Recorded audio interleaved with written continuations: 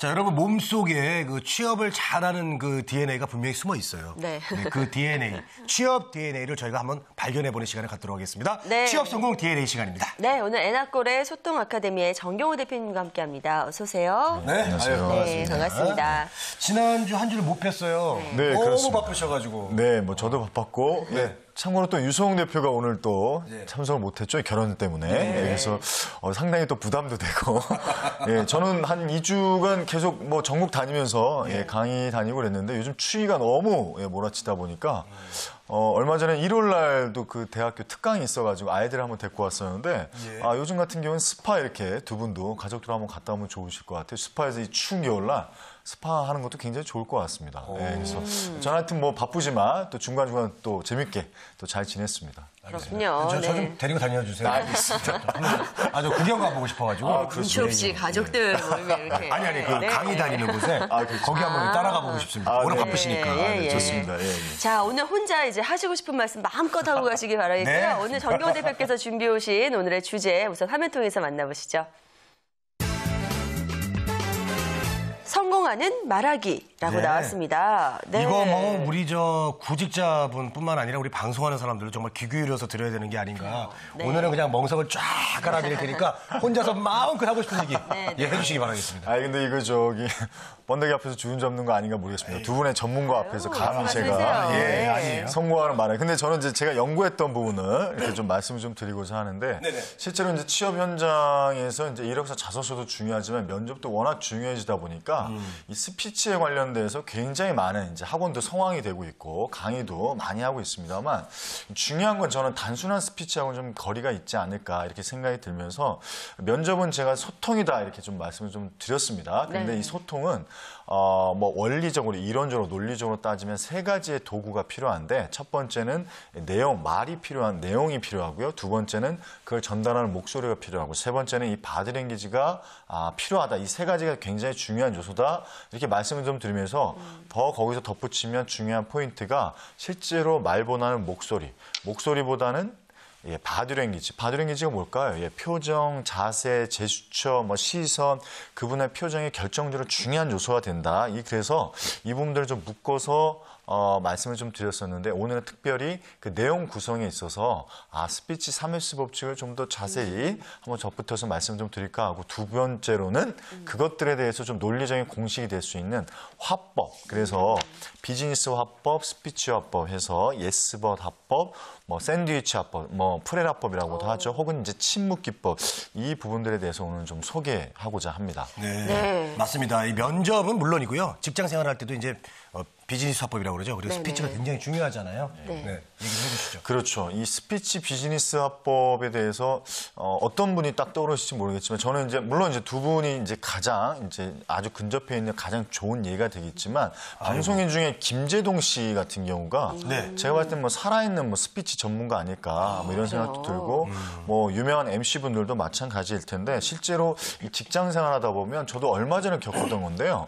이제 저희 동료들하고 식사를 하다가 우연찮게 어떤 여자분이 계속 들려오는데 그 목소리가 굉장히 유아틱한 발음 있지 않습니까? 유아틱한 목소리 있지 않습니까? 근데 그분의 복장은 굉장히 비즈니스 복장이었는데 목소리가 너무 유아틱하다 보니 제가 계속 시선이 갔는데 실제로 그런 경우가 왕왕 있습니다. 그래서 실은 나이에 닿게 그리고 어떤 직급에 맞게 이렇게 말하는 톤 혹은 목소리 톤 이것들이 굉장히 중요할 텐데 오늘은 이 세 가지 스피치의 3S 법칙에서 첫 번째 쇼트 간결하고 핵심적으로 결론부터 얘기하라. 첫 번째 쇼트. 두 번째는 센스라고 해서 감성적으로 얘기하라. 세 번째는 솔트. 이 솔트는 소금이잖아요. 이 소금은 짜다.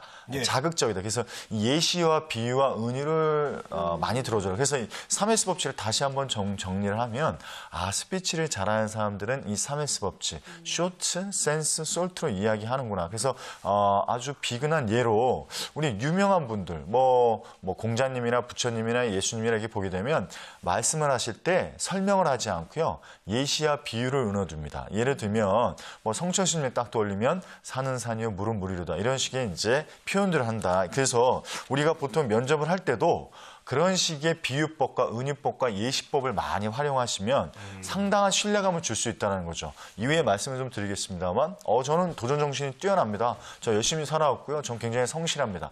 이것들은 굉장히 저차원적인 일차원적인 표현이라는 거죠. 네. 그러면 그 부분들의 표현을 했을 때는 그거에 대한 적절한 예시와 비유. 그래서 자기가 살아오면서 이런 경험들을 덧붙여서 얘기하면 상대방의 신뢰감을 확실히 줄 수 있다. 이렇게 좀 말씀을 좀 드리겠습니다. 네, 알겠습니다. 네, 알겠습니다. 3S 법칙에 대해서 먼저 예. 설명을 해주셨고요. 그리고 앞서서 이제 화법에 대해서도 좀 정리해 주신다 그랬잖아요. 그것도 좀 알려주시죠. 네. 면접뿐만이 아니라 이제 비즈니스 화법이라고 있는데요. 이제 소통 화법 혹은 이제 비즈니스 화법 이렇게 표현을 하는데 가장 대표적인 게 이제 예스벗 화법이라고 있습니다. 네네. 두 번째는 샌드위치 화법이라 해서 프렐 화법, 세 번째는 이제 침묵 기법. 이 세 가지로 크게 나눌 수 있는데요. 네. 첫 번째 예스벗 화법은 소위 말해서 긍정화법 이렇게 표현할 수 있습니다. 사람이 압박 질문했을 때 이러는 겁니다. 앞에 앉아 있는데 저도 이제 자주 활용하는 예인데 이 얘기를 잘 들어줍니다. 들어주다가 갑자기 면접관이 이렇게 얘기하는 거죠. 근데 우리 예를 들어서 정경호 씨는 뭐 다 좋은 것 같은데 인상이 그닥 좋지는 않네요. 평소에 그런 얘기 많이 듣죠. 이제 훅 밀어버리는 겁니다. 이게 이제 일종의 압박 면접이라 하죠. 그럴 때 사실은 굉장히 많은, 왜죠? 4학년들은 특별히 직장생활 많이 해보지 못했잖아요. 네네. 그래서 굉장히 심리감 이제 위축이 되면서 그 사람이 긴장이 됐을 때 그 사람의 본 모습이 나온다. 그렇기 때문에 이제 압박 면접을 하는데 그럴 때 긴장하지 마시고 이 예스벗 합법, 이제 긍정화법이라고 해서 그렇습니까? 그렇게 보실 수도 있겠습니까? 무조건 인정을 하시라는 겁니다. 무조건 인정을 하시라는 거죠. 인상이 그다음 안 좋은 것 같다. 그렇습니까? 그렇게 보실 수도 있겠습니다만 저는 저와 적어도 한 달 이상 이렇게 생활해 본 사람은 저 같은 진국이 없다고 표현합니다. 저에게 기회가 주어주신다면 그래서 반드시 반론은 제기하셔야죠. 반드시 대응을 하셔야 되는데 무조건 인정을 해주시다. 그래서 이제 이것을 긍정화법이라고 해서 예스벗 화법입니다. 이건 비단 면접뿐만이 아니라 우리 직장 생활하면서도 유용하게 쓰입니다. 내가 언제 이렇게 하라고 했어? 똑바로 안 할래? 이랬을 때 그렇습니까? 그렇게 보셨다면 죄송합니다. 하지만 이렇게 이제 반론을 제기하고 예스라고 하고. 무조건 네. 예스로 인정하시라는 거죠. 이게 이제 부정으로 봤을 때 긍정으로 화답하는 최고의 커뮤니케이션 스킬 중에 하나입니다. 두 번째는 샌드위치 화법, 프레 화법이라고 해서 보통 이제 PT 면접이라든가 브리핑을 하실 때 잘 이제 사용하시는 건데 첫 번째 포인트, 리즌, 이그젠플, 포인트. 그래서 그 앞자만 딴 겁니다. 포인트, 리즌, 이그젠플, 포인트. 그래서 주장하고 이유 달고 사례 달고 주장하고. 그래서 이제 샌드위치 화법이라고 하는데 무조건 결론부터 얘기하라는 겁니다. 그 다음에 이유 달고, 그 다음에 사례 달고, 그 다음에 주장하고. 뭐 예시로 좀 맞을지 모르겠는데 우리 어릴 때 한번 생각해 보시면 아이들이 엄마한테 밥을 달라고 했을 때 엄마 제가 점심 때는 밥을 조금 먹어서 저녁은 좀 많이 주세요. 빨리 주세요. 이렇게 얘기하지 않습니다. 어떻게 하죠?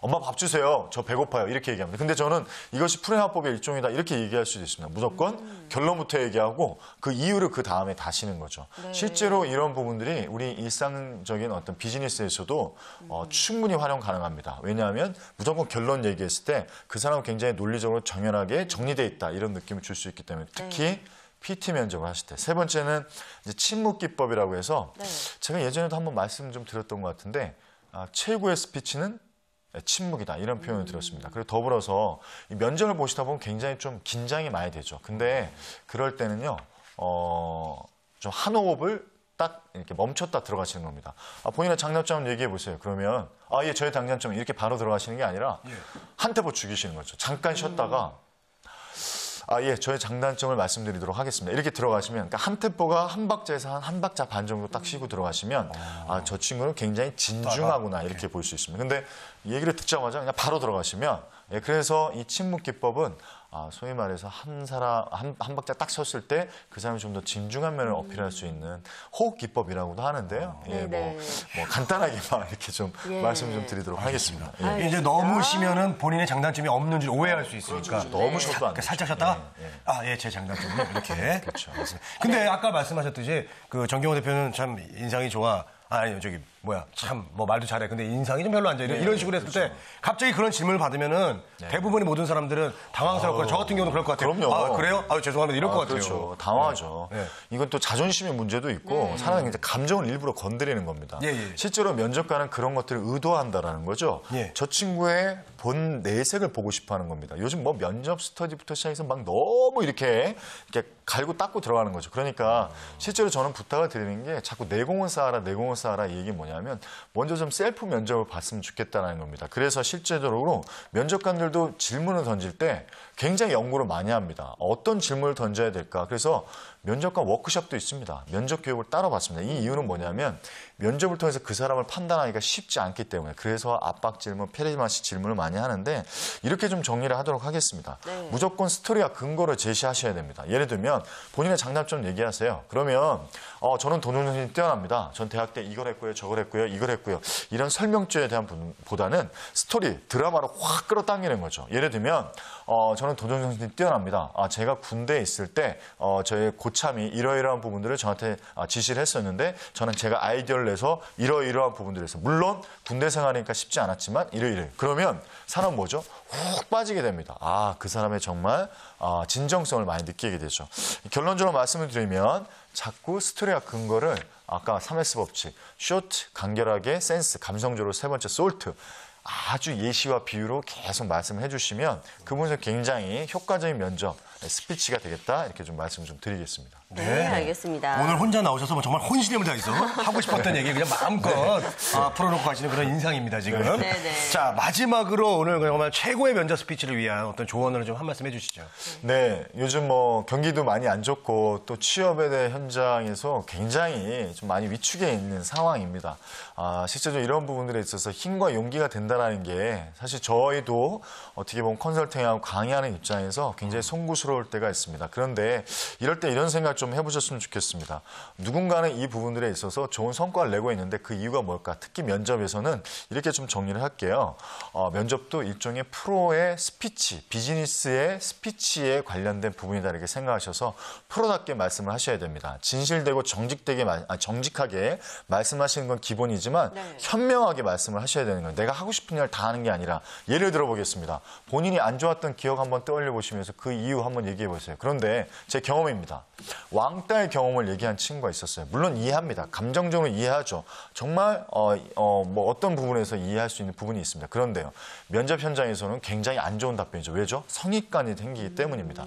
다시 한번 정리를 하도록 하겠습니다. 스피치라는 것은 비즈니스 스피치라는 것은 상대방한테 나의 신뢰감을 주되 진중한 그 사람으로 하여금 매력적인 요소를 발휘하는 것이니까 가릴 건 가리고 버릴 건 버리면서 그래서 도로시 네비는 이렇게 얘기했습니다. 진정한 최고의 대화는 적절한 곳에서 적절한 것을 이야기하는 것이다. 면접에 대한 부분도 마찬가지라 생각하시면서 이 부분도 정리하셔서 정말 최고의 면접 소원 축원드리겠습니다. 고맙습니다. 고맙습니다. 정리를 몇 번을 이렇게 고맙습니다. 그래서 연설 나오신 것 같아요. 네, 오늘 취업 DNA 스피치 쪽으로 많이 키워드렸는데요. 여러분 좀 효과 많이 보셨으면 좋겠습니다. 지금까지 정경호 대표와 함께했습니다. 오늘 말씀 고맙습니다. 고맙습니다. 너무 재밌었습니다. 네, 감사합니다.